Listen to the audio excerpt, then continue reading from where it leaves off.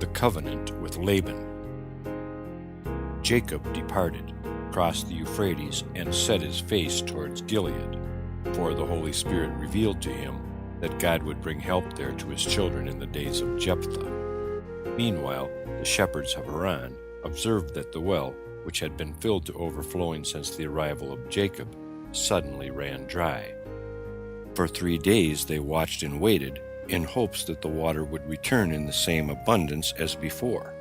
Disappointed, they finally told Laban of the misfortune, and he knew at once that Jacob had departed, for he knew that the blessing had been conferred on Haran only for the sake of his son-in-law's merits. The next day Laban got up early, assembled all the people of the city, and pursued Jacob with the intention of killing him. But the archangel Michael appeared to Laban and told him to stand back. If he caused the least harm to Jacob, he would suffer death himself. The message from heaven came to Laban during the night, for when, in extraordinary cases, God finds it necessary to reveal himself to the heathen, he does it only in the dark, clandestinely as it were, while he shows himself to the prophets of the Jews openly during daylight. Laban accomplished the journey in 1 day for which Jacob had taken 7, and he overtook him at the mountain of Gilead. When he came on Jacob, he found him in the act of praying and giving praise to God. Immediately, Laban fell into remonstrating with his son-in-law for having stolen away unawares. He showed his true character when he said, "It is in the power of my hand to do you harm.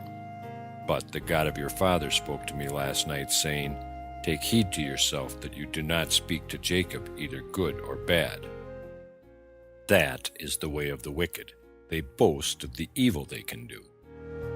Laban wanted to let Jacob know that only the dream warning him against doing harm to Jacob prevented him from carrying out the wicked desire he had formed. Laban continued to take Jacob to task, and he concluded with the words, "And now, though you would be gone, because you have longed after your father's house, yet why have you stolen my gods?" When he pronounced the last words, his grandchildren interrupted him, saying, "We are ashamed of you, grandfather, that in your old age you should use words such as my gods."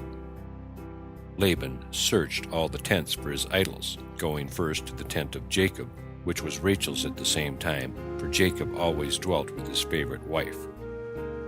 Finding nothing, he went to Leah's tent and to the tents of the 2 handmaids, and, noticing that Rachel was feeling about here and there, his suspicions were aroused, and he entered her tent a second time.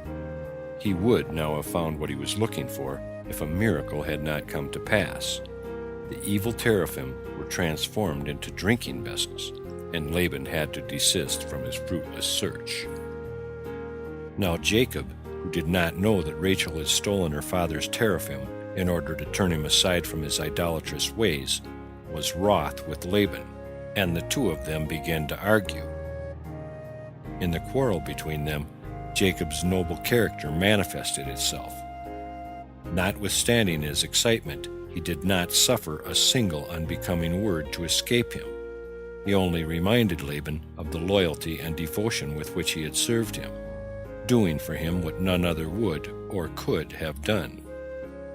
He said, "I dealt wrongfully with the lion," for God had set aside Laban's sheep for the lion's daily sustenance, and I deprived him of it. Could another shepherd have done that? Yes, the people abused me, calling me robber and sneak thief, for they thought only by stealing night and day could I replace the animals torn by wild beasts. And as to my honesty, he continued, is it likely there is another son-in-law who, having lived with his father-in-law, has not taken some little thing from the household, a knife or a trifle? But you have felt about all my stuff, and what have you found? Not so much as a needle or a nail." In his indignation, and conscious of his innocence, Jacob exclaimed, "Whoever stole your gods, he shall not live." Words which contained a curse. The thief was cursed with premature death, and therefore Rachel had to die in giving birth to Benjamin. Indeed, The curse would have taken effect at once had it not been the wish of God that Rachel should bear Jacob his youngest son. After the quarrel, the two men made a treaty, and with his gigantic strength, Jacob set up a huge rock as a memorial, and a heap of stones as a sign of their covenant. In this matter, Jacob followed the example of his fathers, who likewise had made treaties with the heathen nations, Abraham with the Jebusites and Isaac with the Philistines. Therefore, Jacob did not hesitate to make a treaty with the Arameans. Jacob summoned his sons, calling them brethren, for they were his peers in piety and strength, and bade them to cast up heaps of stone. On them he swore to his father-in-law that he would take no wives besides his 4 daughters, either while they were alive or after their death. And Laban, on his part, swore that he would not pass over the stones or over the pillar to Jacob with hostile intent. And he took an oath by the God of Abraham and the God of Nahor, while Jacob made mention of the fear of Isaac. He refrained from using the term, the God of Isaac, because God never unites his name with that of a living person, for the reason that so long as a man has not ended his years, no trust may be put in him, lest he be seduced by the evil inclination. It is true, when he appeared to Jacob at Bethel, God called himself the God of Isaac. There was a reason for the unusual phrase. Being blind, Isaac led a retired life within his tent, and the evil inclination had no power over him any more. But though God had full confidence in Isaac, yet Jacob could not venture to couple the name of God with the name of a living man. Therefore he took his oath by the fear of Isaac. The next morning, after the day of the treaty, Laban rose up and kissed his grandchildren and his daughters, and blessed them. But these acts and words of his did not come from the heart. In his innermost thoughts he regretted that Jacob and his family and his substance had escaped him. His true feelings he betrayed in the message he sent Esau on his return to Haran by the hand of his son Beor and 10 companions of his son. The message read, "Have you heard what your brother has done to me? He who came first to me naked and bare, and I went to meet him, and took him into my house with honor, and brought him up, and gave him my 2 daughters for wives, and also 2 of my maids. And God blessed him on my account.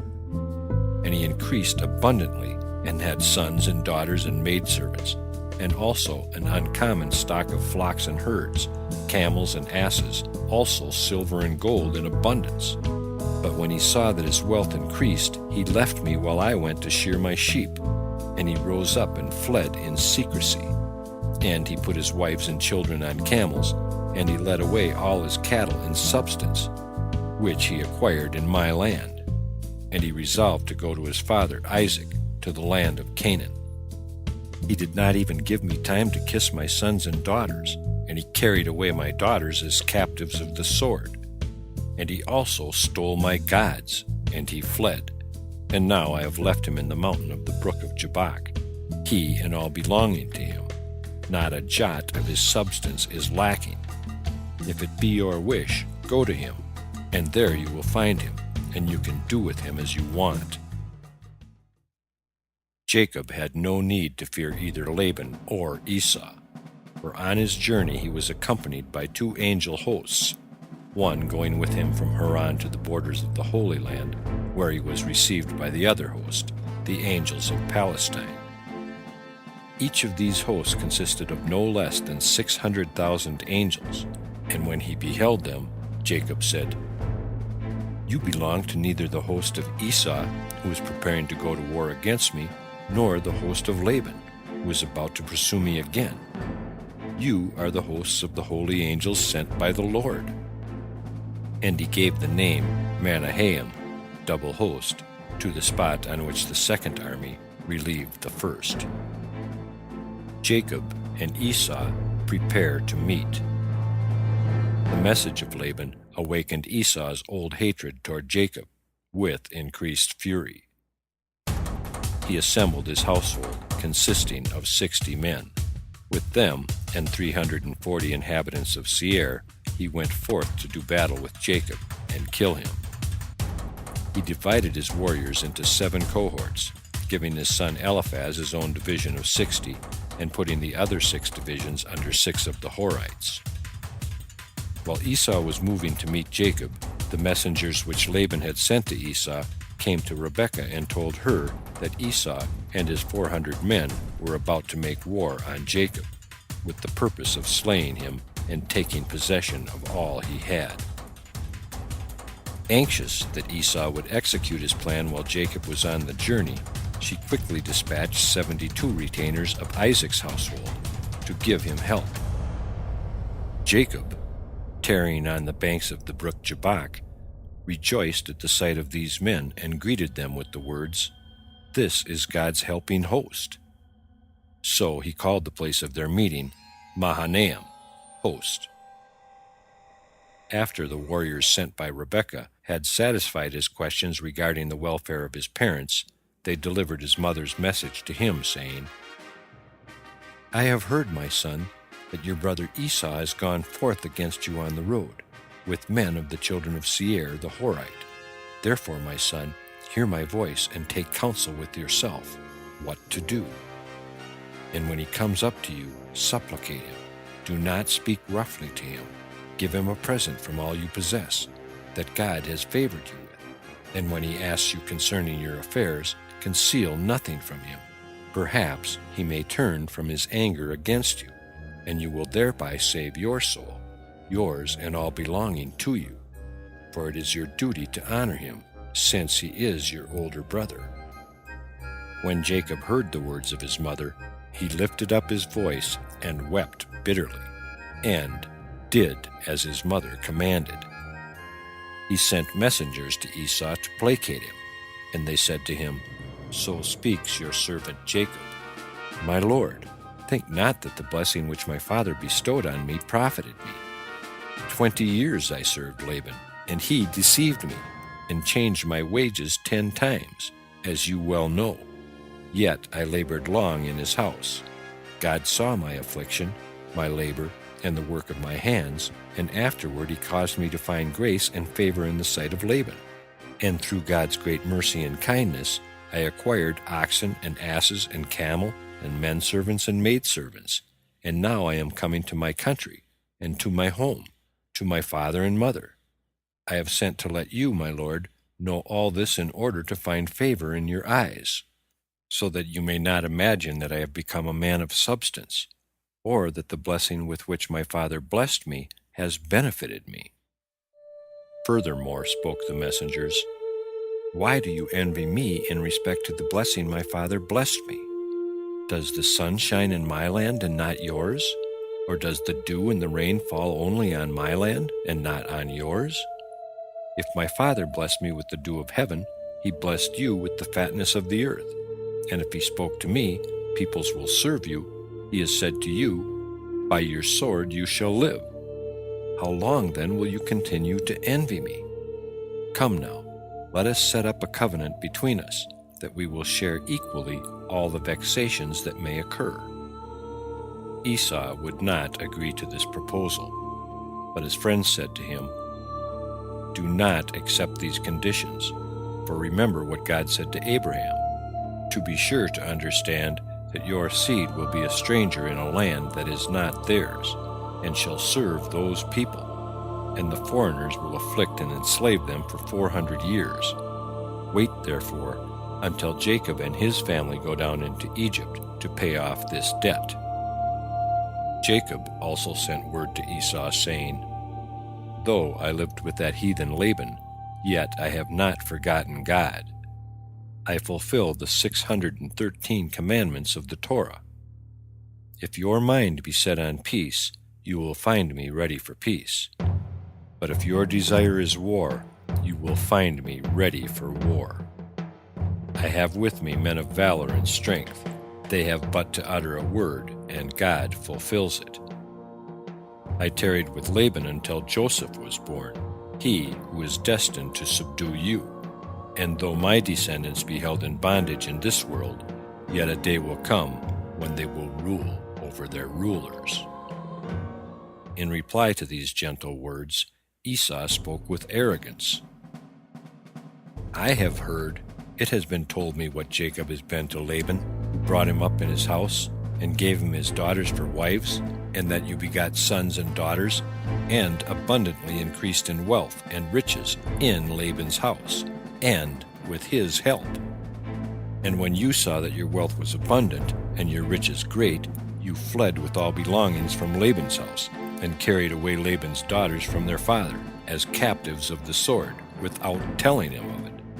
And not only to Laban have you done so, but also to me, and you have twice supplanted me. And shall I be silent? Now I have come with my troops, and I will do with you whatever I want." The messengers dispatched by Jacob now returned and told him of Esau's words.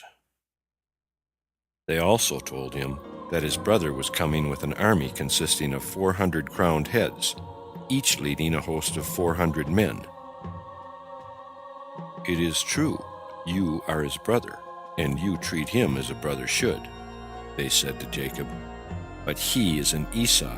You must be aware of his villainy." Jacob bore in mind the promise of God that he would bring him back to his father's house in peace, yet the report about his brother alarmed him greatly. A pious man may never depend on promises of an earthly nature. God does not keep the promise if the man is guilty of the smallest conceivable trespass, and Jacob feared that he might have forfeited happiness by reason of a sin he may have committed. Moreover, he was anxious that Esau was now the favored by God, inasmuch as he had these 20 years been fulfilling 2 divine commands that Jacob had had to disregard. Esau had been living in the Holy Land, Jacob outside of it. Esau had also been attending to his parents, while Jacob lived far from them. And as much as he feared defeat, Jacob also feared the reverse, that he might be victorious over his brother, or might even slay him, which would be as bad as to be slain by him. And he was depressed by another apprehension that his father had died, for he reasoned that Esau would not take such warlike steps against his own brother were his father still alive. When his wives saw the anxiety that possessed Jacob, they began to quarrel with him and reproach him for having taken them away from their father's house, even though he knew that such danger threatened from Esau. Then Jacob determined to apply the 3 means that might save him. He would cry to God for help, appease Esau's wrath with presents, and hold himself ready for war if worse came to worse. He prayed to God, "O God of my father Abraham, and God of my father Isaac, God of all who walk in the ways of the pious and do like them, I am not worthy of the least of all your mercies, and of all the truth you have shown me. O Lord of the world, as you did not suffer Laban to execute his evil desires against me, so also bring to nothing the purpose of Esau, who desires to kill me. O Lord of the world, in your Torah, which you will give to us on Mount Sinai, it is written, Whether it be cow or sheep, you shall not kill it and her young both in one day. If this wretch should come and murder my children and their mothers at the same time, who would then desire to read your Torah, which you will give us on Mount Sinai? But yet you did speak, for the sake of your merits and for the merits of my fathers, that you will do us good. And in the future world, our children will be as numerous as the sand of the sea. So be it." As Jacob prayed for his own deliverance, so also we prayed for the salvation of his descendants, that they might not be annihilated by the descendants of Esau. Such was the prayer of Jacob when he saw Esau approaching from afar, and God heard his petition. And looking on his tears, he gave him the assurance that for his sake his descendants too would be redeemed from all distress. Then the Lord sent 3 angels, and they went before Esau, and they appeared to Esau and his people as hundreds and thousands of men riding on horses. They were furnished with all sorts of weapons and divided into 4 columns. One division went on and found Esau coming with 400 men, and the division ran towards them, terrifying them. Esau fell off his horse, and all his men separated from him in great fear, while the approaching column shouted after them, "Truly, we are the servants of Jacob, the servant of God. Are you ready to stand against us?" Esau then said to them, "Then my lord and brother Jacob, who I have not seen all these 20 years, is your lord. And now that I have come to welcome him, you treat me in this manner?" The angels answered, "Were not Jacob your brother, we would have killed you and all your people. But on account of Jacob we will do nothing." This division passed from Esau, and when he had gone about another league, the second division came toward him and treated Esau and his men as the first had done. And when they permitted him to go on, the third came and did likewise. And when the third then passed also, Esau still continued with his men on the road to Jacob. The fourth division then came and threatened them as the others had. Esau was now greatly afraid of his brother, because he thought the 4 columns of the army he had encountered were the servants of Jacob. After Jacob had made an end to his prayer, he divided all that journeyed with him into 2 companies, and he set over them Damasek and Elinus, the 2 sons of Eleazar, the bondsman of Abraham, and their sons. Jacob's example teaches us not to conceal the whole of our fortune in one hiding place, or else we run the danger of losing everything at one stroke. Of his cattle he sent a part to Esau as a present, first dividing it into 3 herds in order to impress his brother more. When Esau received the first herd, he would think he had the whole gift that had been sent to him, and suddenly he would be astonished by the appearance of the second portion, and again by the third. Jacob knew his brother's avarice only too well. The men, who were the bearers of Jacob's present, were charged with the following message: "This is an offering to my lord Esau from his slave Jacob." But God took exception to these words of Jacob, saying, "You profane what is holy when you call Esau Lord." Jacob excused himself. He was but flattering the wicked in order to escape death at his hands. Jacob wrestles with the angel. The servants of Jacob went before him with the present for Esau, and he followed with his wives and his children. As he was about to pass over the brook of Jabbok, he observed a shepherd, who likewise had sheep and camels.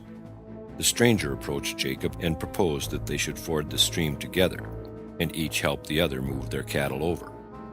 Jacob assented, on the condition that his possessions be put across first. In the twinkling of an eye, Jacob's sheep were transferred to the other side of the stream by the shepherd. Then the flocks of the shepherd were to be moved by Jacob, but no matter how many he took over to the opposite bank, always there remained some on the far shore. There was no end to the cattle, though Jacob labored all through the night. At last he lost his patience, and he fell on the shepherd and caught him by the throat, crying out, "You wizard! At night no enchantment succeeds." The angel thought, "Very well, let him know once and for all with whom he is dealing." And with his finger he touched the earth, and fire burst forth. But Jacob said, "What? You think to frighten me? I'm made of fire." The shepherd was no less a personage than the archangel Michael, and in his combat with Jacob he was assisted by the whole host of angels under his command. He was on the point of inflicting the dangerous wound on Jacob when God appeared, and all the angels, even Michael himself, felt their strength ooze away. Seeing that he could not prevail against Jacob, the archangel touched him in the hollow of his thigh and injured him. God rebuked him, saying, "Are you acting correctly when you cause a blemish on my priest Jacob?" Michael said in astonishment, "Why? It is I who am the priest." But God said, "You are my priest in heaven, and he is my priest on earth." Then Michael summoned the archangel Raphael, saying, "My comrade, I pray you, help me out of my distress." for you are charged with the healing of all disease." And Raphael cured Jacob of the injury Michal had inflicted. The Lord continued to reproach Michal, saying, "Why did you do harm to my firstborn son?" And the archangel answered, "I did it only to glorify you." And then God appointed Michal the guardian angel of Jacob and his seed to the end of all generations with these words, "You are a fire, and so is Jacob a fire. You are the head of the angels, and he is the head of the nations. You are supreme over all the angels, and he is supreme over all the peoples. Therefore, he who is supreme over the angels shall be appointed to him who is supreme over all the peoples, that you may entreat mercy for him from the Supreme One." Then Michal said to Jacob, "How is it possible that you who could prevail against me, the most distinguished of the angels, are afraid of Esau?" When the day broke, Michal said to Jacob, "Let me go, for the day breaks." But Jacob held him back, saying, "Are you a thief or a gambler with dice, that you fear the daylight?" At that moment appeared many different hosts of angels, and they called to Michal, "Ascend, O Michal, the time of song has come, and if you are not in heaven to lead the choir, none will sing." So Michal entreated Jacob with supplications to let him go, for he feared that the angels of Arabot would consume him with fire if he were not there to start the songs of praise at the proper time. Jacob said, "I will not let you go except if you bless me." Michal replied, "Who is greater, the servant or the son? I am the servant, and you are the son. So why do you want my blessing?" Jacob urged as an argument, "The angels that visited Abraham did not leave without blessing him." But Michal retorted, "They were sent by God for that very purpose, and I was not." Yet Jacob insisted on his demand, and Michal pleaded with him, saying, "The angels that betrayed a heavenly secret were banished from their place for more than 130 years. Do you desire that I should tell you that which would cause my banishment?" Nevertheless, in the end, Michal had to yield. Jacob could not be moved. And Michal took counsel with himself, saying, "I will reveal a secret to him, and if God demands to know why I revealed it, I will make the answer, 'Your children stand on their wishes with you, and you yield to them. How then could I have left Jacob's wish unfulfilled?'" Then Michal spoke to Jacob, saying, "A day will come when God will reveal himself to you, and he will change your name, and I will be present when he changes it. Your name shall be called Jacob no more, but Israel, for happy you, born of woman, who entered the heavenly place and escaped with your life." And Michal blessed Jacob with the words, "May it be the will of God that your descendants be as pious as you." At the same time, the archangel reminded Jacob that he had promised to give 1/10 of his possessions to God, and at once Jacob separated 550 head of cattle from his herds, which counted 5,500. Then Michal went on, "But you have sons, and of them you have not set apart the 10th. Jacob proceeded to pass his sons in review. Reuben, Joseph, Dan, and Gad, being the firstborn, each of his mother, were exempt, and there remained but 8 sons. And when he had named them down to Benjamin, he had to go back and begin over again with Simon, the 9th, and finish with Levi as the 10th. Michal then took Levi with him into heaven, and presented him before God, saying, "O Lord of the world, this one is yours, the 10th belonging to you." And God stretched forth his hand and blessed Levi with the blessing, that his children should be the servants of God on earth, as the angels were his servants on high. Michal spoke again, "Does not a king provide for the sustenance of his servants?" Then God appointed for the Levites all that was holy to the Lord. Then Jacob spoke to the angel, "My father conferred the blessing on me that was intended for Esau, and now I desire to know, whether you will acknowledge the blessing as mine, or will bring charges against me on account of it." And the angel said, "I acknowledge the blessing to be yours by right. You did not gain it by craft and cunning, and I and all the heavenly powers recognize it to be valid. For you have shown yourself master over the mighty powers of the heavens, as over Esau and his legions." And even then Jacob would not let the angel depart. He had to reveal his name to him first. And the angel made known to him that it was Israel, the same name that Jacob would bear. At last the angel departed, after Jacob had blessed him, and Jacob called the place of wrestling Penuel, the same place to which he had given the name Mahanaim, for both words have but one meaning, the place of encounter with angels.